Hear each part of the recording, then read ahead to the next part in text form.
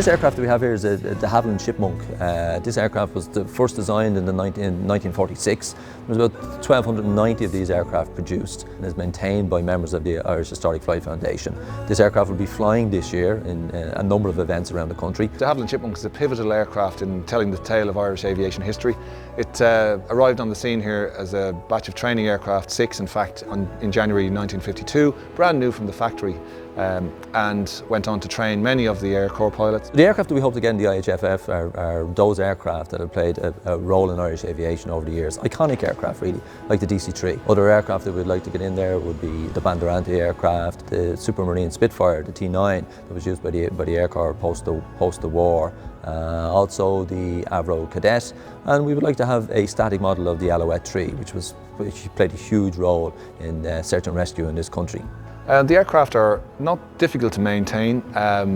To have people that are currently trained on it is a challenge.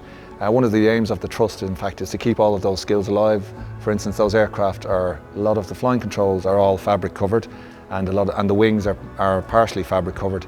So those skills alone are not in wide use today. So part of our program is to retrain engineers in those skills and keep the aircraft flying. The Irish Historic Flight Foundation is a project that comes about once in a lifetime. Here in Baldonnel, we aim to create a world-class aviation experience that's been supported by the Air Corps, by Ryanair, by Aer Lingus, Stobart, the Department of Defence, and all the people who work in the aviation industry, from leasers to MROs to people who make equipment. Well, the vision in the short term for the IHF is to develop a home for these aircraft, and that home will also encompass an aviation experience centre. In that experience centre, we'll be able to show people how these aircraft are maintained. We'll be able to give them a science experience to go along with that as well.